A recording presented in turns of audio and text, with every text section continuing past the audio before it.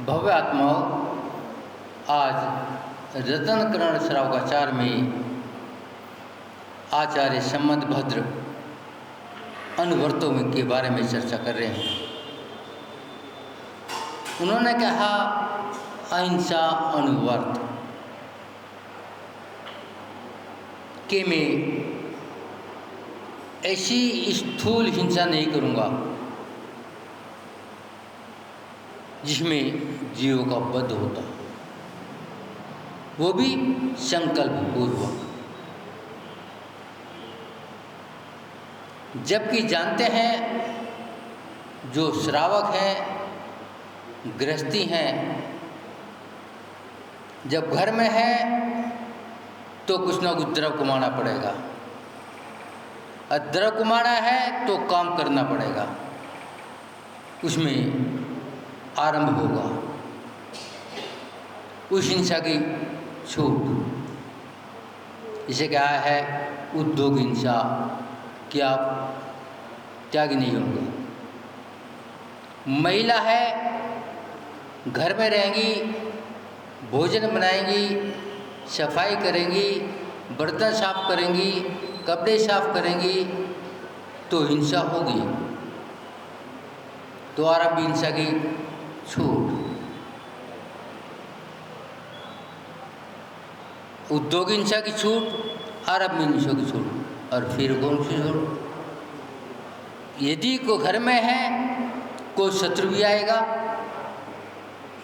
तो उसको रोकना पड़ेगा, उसमें हिंसा होगी तो विरोधी हिंसा की छूट। तो कौन सा त्याग हुआ? मात्र संकल्प हिंसा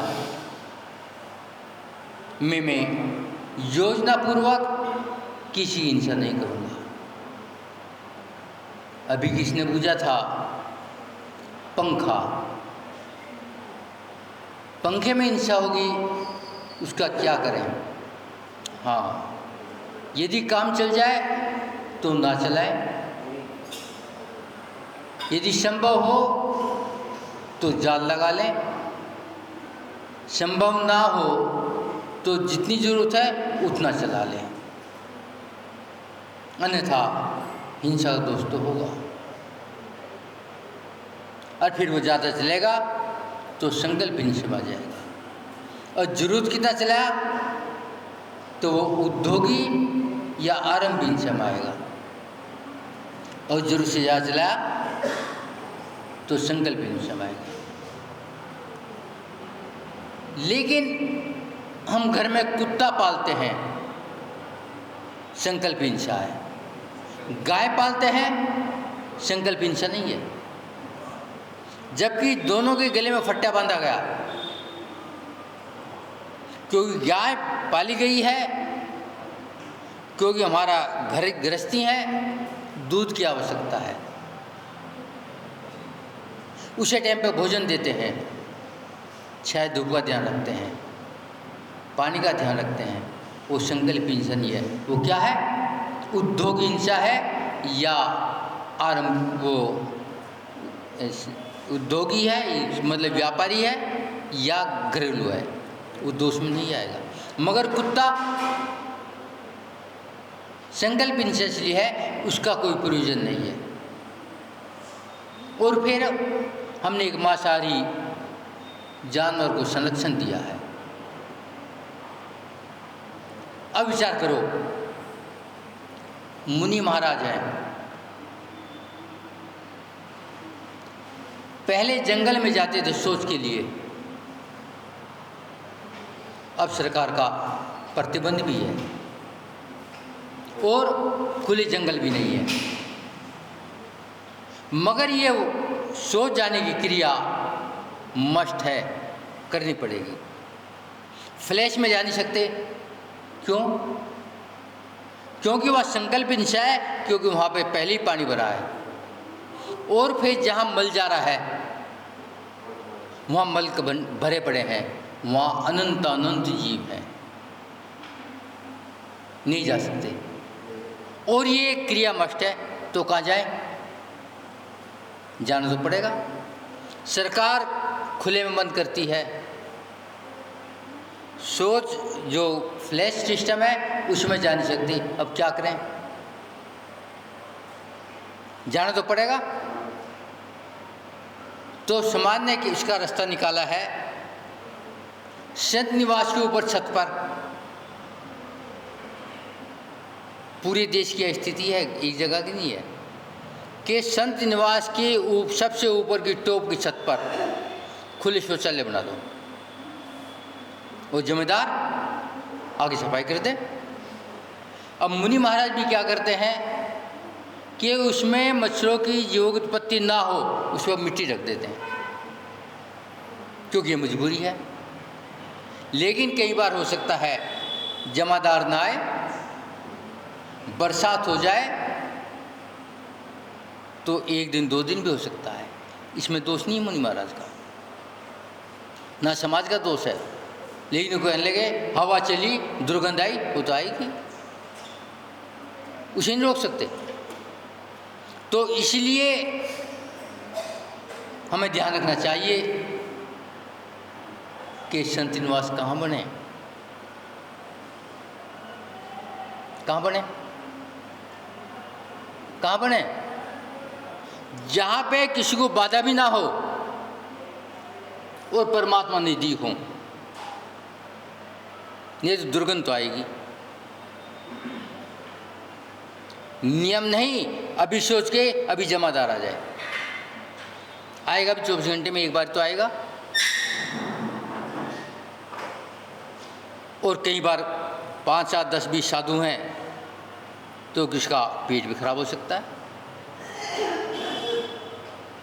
इसलिए कहाँ बने?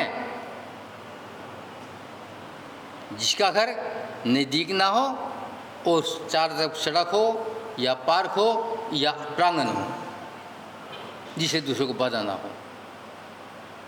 यदि कोई इस बीच में अंतराय डालता है और बाई चांस संत निवास वहीं बन जाता है, दूसरी जगह बनेगा तो ही कहीं ना कहीं। ये तो सरकार भी कहती बनाना पड़ेगा, वो समाज भी कहती है, और ज़रूरी भी है, बनेंगे भी, और ये भी पक्का है, सोच जाएंगे। तो आचार्य कहते हैं ध्यान रखो, हम खाली करत कार्य अनुमोदना से, संभ्रम समारंभ आरंभ से, करत कार्य से हम पाप से बच सकते हैं। लेकिन कोई कहने कंप्लीट बच जाए, कोई नहीं बच सका। कब बचेंगे? जब केवल ज्ञान हो जाएगा, जब जमीन पर चलना बंद हो जाएगा, जब परम औदारिक शरीर हो जाएगा, इससे पहले नहीं बचा जाएगा। और पंचम काल में संभव नहीं है। तो कहने का मतलब है अहिंसा अनुवर्त में कोई मुश्किल काम नहीं है। दूसरी बात आती है, सत्य अनुवर्त की बात बताई है कि हमें सत्य बोलना है, लेकिन श्रावक हैं, व्यापार भी करना पड़ेगा, घर की व्यवस्था बनानी पड़ेगी। और घर की व्यवस्था बनाने के लिए बिल्कुल सत्य बोलने संभव नहीं है। व्यापार में बिल्कुल सत्य बोलने संभव नहीं है। तो उसके लिए आचार्य ने कहा, जैसी अहिंसा में थी 4 प्रकार का बताया था, ऐसे सत्य भी 4 प्रकार का है। हम ऐसा संकल्प पूर्वक झूठ ना बोलें जिससे किसी के प्राण चले जाए, या किसका धंधा बंद हो जाए, या किसका अपयश फैल जाए। इस तरह का झूठ ना बोले और बचने का प्रयत्न करें। जिस प्रकार के विष्णु कुमार ने मुनि थे, महामुनि थे, लेकिन उन्हें संघ को बचाना था। झूठ तो बोले और 3 पग जमीन दे दो, लेकिन शरीर तो छोटा बनाया था। और जब जमीन नापी, ये विशाल शरीर, मायाचारी तो थी, मगर वहाँ पर मुनियों की रक्षा की बात थी। वो संकल्प में नहीं आएगा, वो काहे में आएगा? रक्षा भाव में आएगा। या एक उदाहरण आता है बाजराज मुनिराज का। कोढ़ फैल रहा है, दुर्गंध फैली है, और राजमहल में, राज सभा में जिक्र आ गया, जैनिक महाराज कोढ़ी हैं, उन्हें निकालो, नहीं तो सारा नगर बीमार हो जाएगा। श्रावक कहते हैं मौनी महाराज कोढ़ी है ही नहीं, जबकि जानते तो कोढ़ हो रहा है।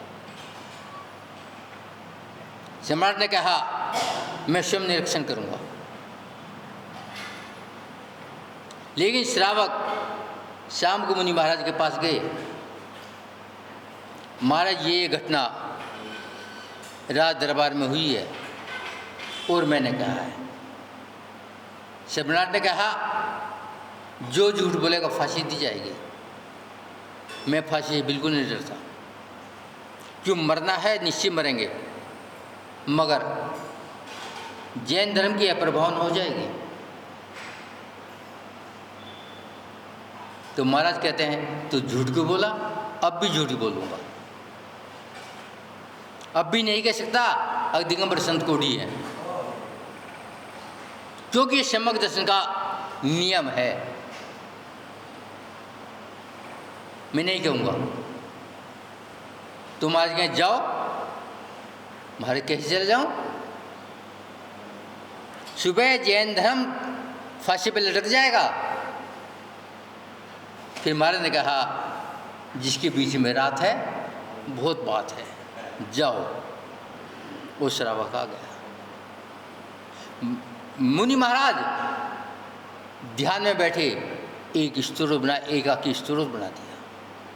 क्या हो गया? सारा को ठीक, तो इस शरीर की रक्षा के लिए तो किया, शरीर तो ठीक हो गया, मगर शरीर के लिए नहीं किया, धर्म की रक्षा के लिए किया, नहीं तो ये प्रभावन हो जाएगी। तो ये सत्य में आएगा, झूठ में नहीं आएगा। तो कहने का मतलब है कई बार प्रभावना के लिए या किसी की रक्षा के लिए झूठ बोलना सत्य में आता है। यदि कोई साधु बैठा है, कसाई पीछे आ रहा है, शिकारी करना है, उसने कहा यहाँ से गाय गई, तो साधु बैठा था, खड़ा हो गया, जब से मैं खड़ा हूँ मैंने तो गाय को नहीं देखा। सत्य भी हो गया और गाय बच गई। तो कहने का मतलब है अनुवर्तों में ऐसा कोई भी मुश्किल काम नहीं है जो हम पूरा नहीं कर सकते। जो नहीं लेते तो ये मान लो वो अपना जन्म ही खराब कर रहे हैं, और ये मानव पर्याय बार बार मिलने वाली नहीं है। तो हम श्रावक कुल में जन्म लेने के बाद में कम से कम अनुवर्त, तो ये जो 5 अनुवर्त हैं, शिक्षा वर्त और गुणवत्त 12 वर्त है, इसका जरूर पालन करना चाहिए, अन्यथा हम श्रावकों की श्रेणी में नहीं आएंगे। ओम शांति।